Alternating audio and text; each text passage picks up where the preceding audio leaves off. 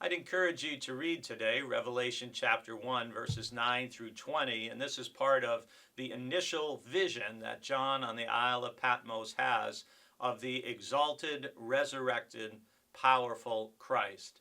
And verses 17 and 18 record his response to what he sees. When I saw him, I fell at his feet as though dead, but he placed his right hand on me, saying, "Do not be afraid.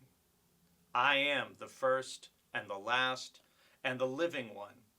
I was dead, and see, I am alive forevermore, and I have the keys of death and of Hades." So this is the beginning of the revelation that is then unfolded to John. But I want to, it's always so funny in the Bible when you hear those words, "do not be afraid," to look at the context of what's happening.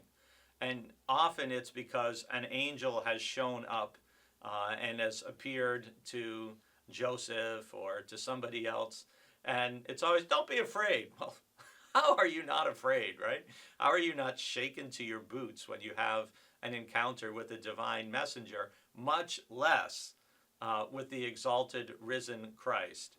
But it is nice to know that the heart of God is so tender, that God understands our feelings and our emotions. And I just love that phrase, "do not be afraid." And that comes after he placed his right hand on me.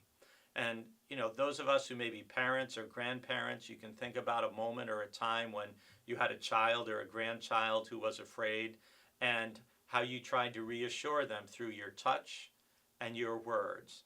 And that's what the exalted, risen Christ is doing here. And then the exalted Christ describes himself.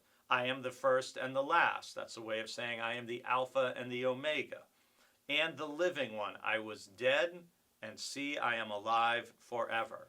Now, can you imagine being a first century Christian, knowing perhaps people who had been killed by the Roman Empire, knowing people who may have been exiled or threatened for their faith, and wondering, is it worth holding on? Is it worth it, the risk? Is it worth the cost of staying true to Christ?